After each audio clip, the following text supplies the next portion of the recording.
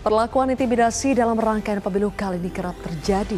Tentu saja hal ini terjadi agar pihak tertentu bisa memenangkan pemilu dengan cara apapun. Sudah seharusnya Bawaslu sebagai pengawas pemilu mengambil tindakan tegas atas perlakuan intimidasi ini. Rakyat tentunya sangat merindukan jalannya pemilu yang damai dan aman. Jadi jangan lagi ada intimidasi.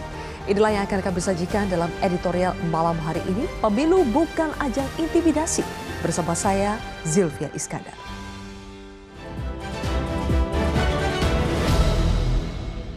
Pemilu bukan ajang intimidasi.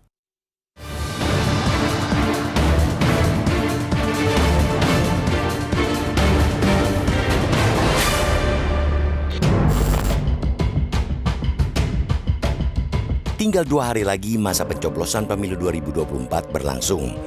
Namun, kekhawatiran pesta demokrasi akan berlangsung tidak jujur, tidak adil, tidak bebas, dan tidak transparan masih membayangi.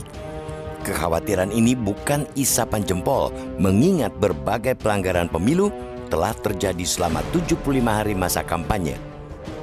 Setelah sejumlah aparat kepolisian di Jawa Tengah diduga merayu beberapa pimpinan perguruan tinggi untuk membuat rekaman video yang berisi puja-puji tentang Presiden Joko Widodo, kini mereka membuat surat untuk meminta data nama-nama kelompok penyelenggara pemungutan suara atau KPPS. Surat dari Polres Cimahi, Jawa Barat yang ditujukan ke Komisi Pemilihan Umum Kota Cimahi yang isinya meminta data nama-nama KPPS bocor ke publik. Dalam surat yang ditandatangani Kepala Satuan Intelijen dan Keamanan Polres Cimahi atas nama Kapolres Cimahi itu tertera mereka meminta data nama KPPS berikut nomor telepon selulernya. Tujuan dari surat itu, kata pejabat Polres Cimahi itu, untuk memudahkan koordinasi selama kegiatan pengamanan tahapan pemungutan suara pemilu serentak tahun 2024. Surat berbau intervensi itu bisa membuat ketidaknyamanan penyelenggara pemilu. Pasalnya, penyelenggara pemilu harus memiliki kemandirian dan menjunjung tinggi profesionalisme mereka dalam bertugas. Wajar bila berbagai kalangan termasuk Sekretaris Jenderal Komite Independen Pemantau Pemilu atau KIPP, Kakak Suminta melihat bahwa surat itu bagian dari intimidasi aparatur negara kepada penyelenggara pemilu. Aparatur negara bisa memiliki 1000 dalih seperti dalih mereka mengintimidasi pejabat kampus. Mereka berdalih bahwa video itu sebagai cooling system untuk menciptakan pemilu damai dan menyejukkan. Namun, apapun dalihnya, surat untuk meminta data nama dan nomor ponsel KPPS tak bisa dibenarkan. Terlebih, koordinasi dan penegakan tindak pidana pemilu sudah ditangani Sentra Penegakan Hukum Terpadu atau Gakumdu yang melibatkan Bawaslu, Kejaksaan, dan Kepolisian. Lembaga inilah yang mengawal proses pemilu agar berjalan dengan baik dan sesuai peraturan yang berlaku.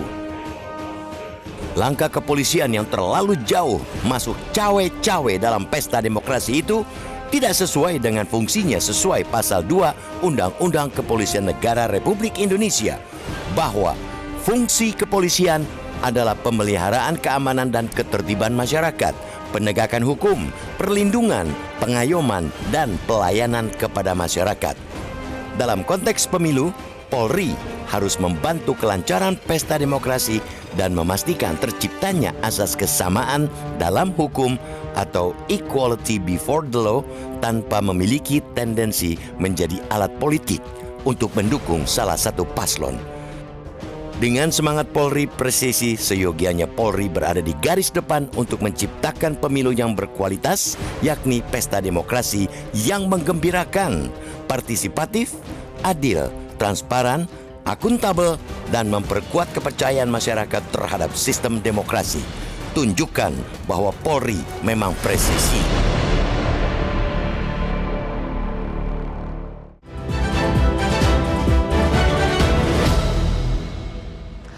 Pemilu bukan ajang intimidasi telah menjadi topik editorial malam hari ini dan saya akan membahasnya bersama dengan Ketua Dewan Redaksi Media Group. Sudah ada Bang Gaudens Yuswardi. Selamat malam, Bang Gaudens. Selamat malam, Sylvia. Bang Gaudens, apakah kepolisian saat ini sedang mencontoh figur yang cawe-cawe, jadi akhirnya ikut cawe-cawe juga untuk urusan elektoral pemilu atau bagaimana Bang Gaudens? Ya kalau kita lihat kecenderungan umum ya, hanya amatiran saja yang melakukan kecurangan pemilu itu pada saat penyelenggaraan pemilu dilakukan. Para profesional itu menyiapkan kecurangan pemilu itu 1 tahun sebelumnya.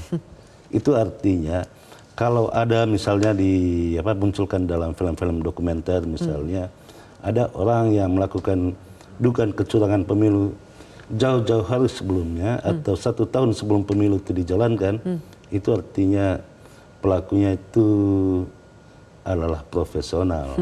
Nah pertanyaannya apakah kepolisian juga termasuk di dalam amatiran atau profesional?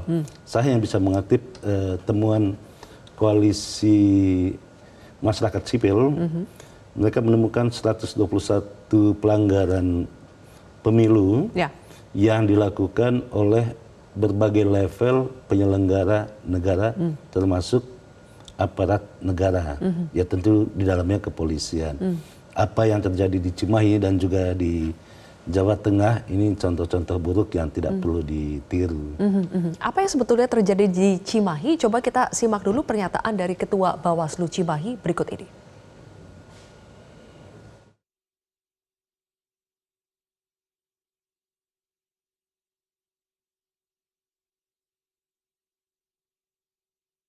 Terus mundur.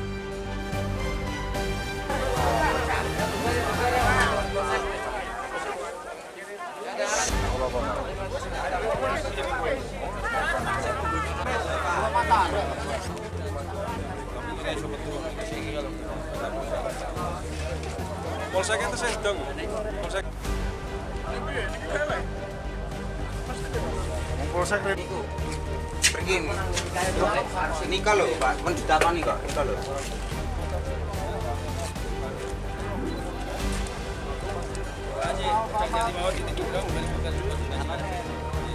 Baik, pemirsa, kami mohon maaf atas gangguan teknis yang terjadi.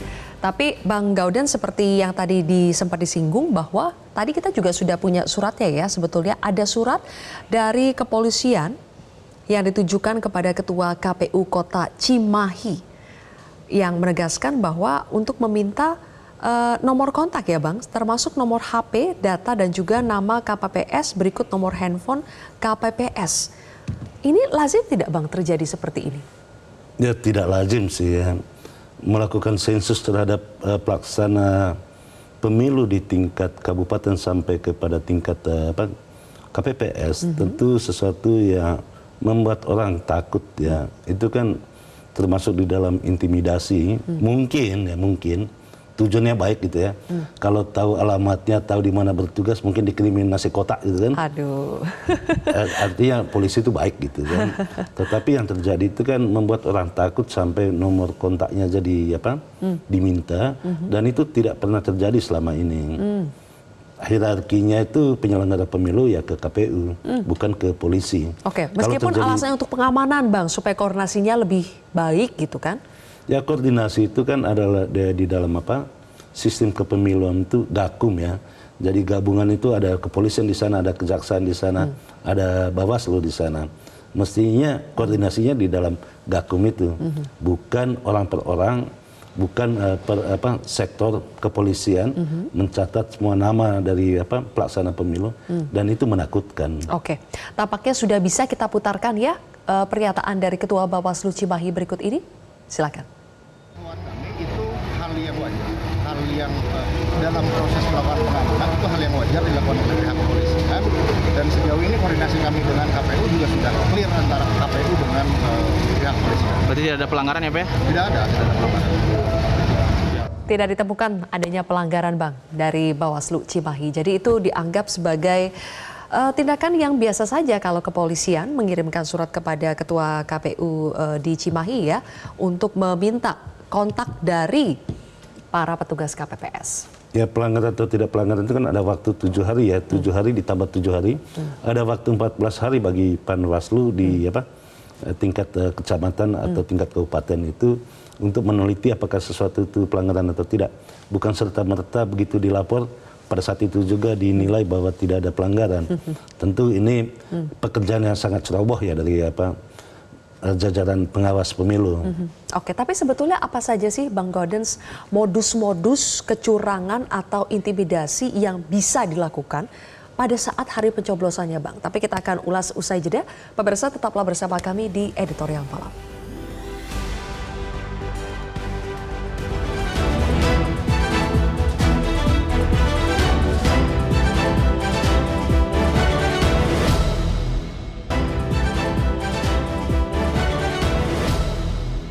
RI sedang melakukan upaya penelusuran.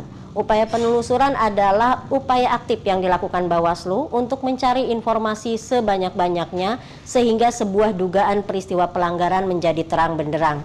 Dalam konteks ini perlu dipahami bahwa karena keterbatasan dan perbedaan yurisdiksi hukum negara, maka Bawaslu bersama-sama dengan atase kepolisian yang ada di KBRI.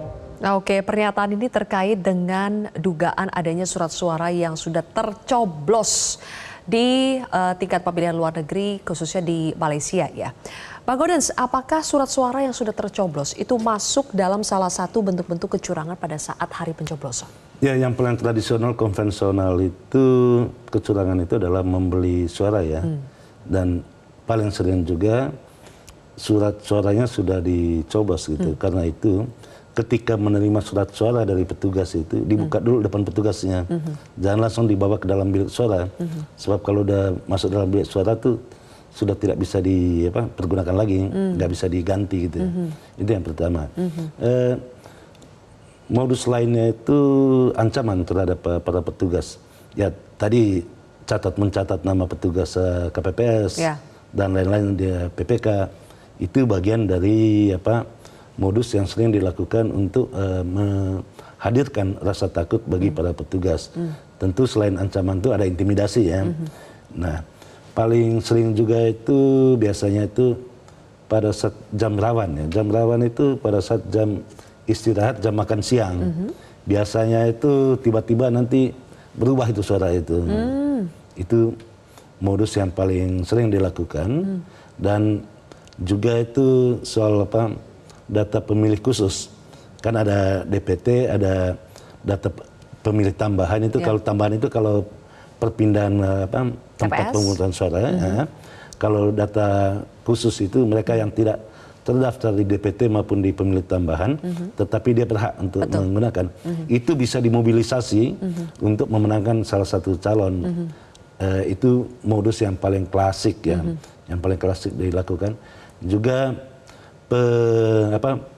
penginputan data ke dalam Sirekap itu juga salah satu yang perlu diwaspadai karena kemungkinan kecurangan itu selalu ada di situ. Oke, kemungkinan kecurangan ini juga ada momentum ketika ada film dokumenter Dirty Vote yang menampilkan dugaan kecurangan pemilu yang begitu masif, sistematis juga dan terstruktur juga, TSM begitu ya Bang Gaudens. Dengan adanya indikasi-indikasi seperti ini, kemudian juga ada berbagai fakta yang terjadi di lapangan, apakah ini semakin membuat pemilu kita nuansa bahwa betul-betul telah terjadi kecurangan itu semakin kuat, Bang Gaudens? Ya, mengutip pernyataan Wapres itu kan mereka yang melakukan kecurangan itu mereka yang tidak tahu malu ya. Tidak tahu malu sehingga melanggar etika. Tadi saya katakan, hanya kalangan profesional yang melakukan kecurangan itu jauh-jauh hari sebelumnya. Di dalam teori itu selalu 1 tahun sebelum pemilu itu melakukan kecurangan. Di dalam film yang disebutkan tadi itu kecurangan itu sudah dilakukan jauh-jauh hari sebelumnya, dari 2023 kalau tidak salah itu ya. Kalau kita lihat, dan itu secara sistematis, itu berarti memang dipersiapkan untuk melakukan kecurangan. Dan itu yang harus ditolak. Karena itu cara menolaknya ya, jadilah pemilih cerdas ketika berada dalam bilik suara, pilihlah sesuai dengan hati nurani, bukan karena diintimidasi, bukan karena diiming-iming uang, apalagi sekarang ini mulai beredar di masyarakat itu tentang serangan fajar, ya jangan mau dibeli dengan uang, bukan uang itu tidak bernilai ya, suara itu tak ternilai sih, sehingga karena dia tak ternilai, suara itulah yang menentukan siapa yang memimpin Republik ini ke depannya. Iya, jadi pemilih yang cerdas, tapi ya. yang Bang Gaudens bilang pelaku kecurangan yang katanya profesional itu, Bang Gaudens, masih bisa berhenti tidak ya? Masih bisa sadar nggak ya dengan begitu banyaknya gelombang masyarakat, ada gerakan para sivitas akademika, kemudian juga sekarang sudah ada orang-orang yang mulai lebih terbuka matanya setelah menonton film dokumenter kecurangan pemilu itu. Si pelaku kecurangan yang profesional itu sendiri masih bisa sadar nggak Bang di detik-detik akhir ini? Ya kalau udah kepalang basah ya nggak mungkin sadar ya. Karena apa? Tujuannya itu memang untuk memenangkan pasangan tertentu kan. Kalau tujuan belum tercapai, sudah kepalang basah, ya tidak mungkin dia kembali ke jalan yang benar. Dia tersesat di jalan yang salah aja. Tersesat di jalan yang salah. Ya. Kemudian apakah kita masih bisa berharap pada mereka-mereka nanti yang akan memutuskan, seperti misalnya Bawaslu yang akan mengawasi, kemudian yang memutuskan apakah terjadi pelanggaran atau tidak, atau bahkan nanti ujung-ujungnya Bang kalau ada sengketa pemilu kan kita harus bertarungnya, berharapnya pada Mahkamah Konstitusi. Apakah kita masih bisa percaya lagi?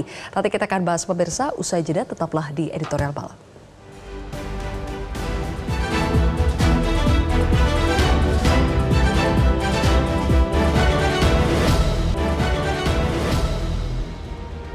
Baik, pemirsa, kami membuat polling di sosial media Metro TV di aplikasi X dengan pertanyaan apakah cawe-cawe aparatur negara akan mempengaruhi hasil pemilu, dan mayoritas menjawab ya akan mempengaruhi hasil pemilu. Semakin mengkhawatirkan ini, netizen juga meyakini bahwa cawe-cawe aparatur negara itu bisa mempengaruhi hasil pemilu. Termasuk ini juga di sosial media Instagram, 89% mengatakan ya. Tadi Bang Gaudens, Gibran itu juga ditanyai oleh wartawan ya terkait komentarnya menonton tayangan film Dirty Vote. Meskipun mengaku belum menonton, tapi Gibran mengatakan ya kalau ada kecurangan dilaporkan saja. Pertanyaannya, kurang banyak apa pelaporan yang dilakukan ke Bawaslu, ke kepolisian, tapi apakah ada gunanya, Bang Gaudens? Ya ada gunanya sih, tapi jangan berharap gitu kan, jangan berharap terlalu banyak sebab apa? Banyak sekali yang dilaporkan, tapi hampir tidak ada yang dihukum. Termasuk juga ASN gitu, juga cawe-cawe pada pejabat negara. Bahkan yang paling mengerikan menurut saya itu, banyak menteri yang tidak terdaftar di KPU, tetapi ikut di dalam pemenangan calon tertentu. Ini kan persoalan etika, persoalan moralitas. Kalau sudah tidak tahu malu ya itulah jadinya. Tidak menjadi bagian dari pemilu, tetapi tetap ikut di dalam pemenangan tanpa memenuhi ketentuan undang-undang, harus cuti gitu kan. Dan ada beberapa menteri yang seperti itu. Nah, apakah ada gunanya dilaporkan ke Bawaslu? Bawaslu itu sangat dibatasi oleh waktu. Dia itu hanya punya waktu 7 hari plus 7, 14 hari. Selalu alasan waktu yang mepet itu sehingga tidak ada yang bisa diteruskan itu. Nah, kita berharap kepada siapa? Tentu kalau terjadi sengketa nanti kan akan dibawa ke Mahkamah Konstitusi. Walaupun di Mahkamah Konstitusi ada satu hakim yang oleh MK tidak boleh ikut di dalam persidangan yang terkait dengan terkait dengan sengketa Pilpres misalnya. Kita kan tidak bisa mengetahui, tidak ada transparansi apakah yang bersangkutan sudah mulai kasak kusuk dari sekarang. Tadi saya katakan pelaku kecurangan yang profesional itu bukan pada saat seketika gitu.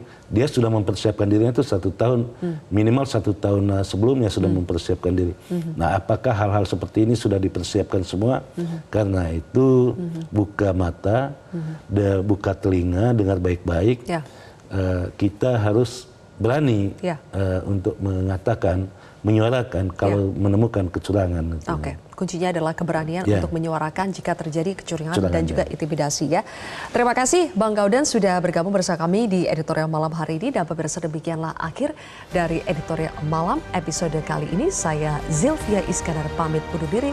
Tetaplah bersama kami di Metro TV.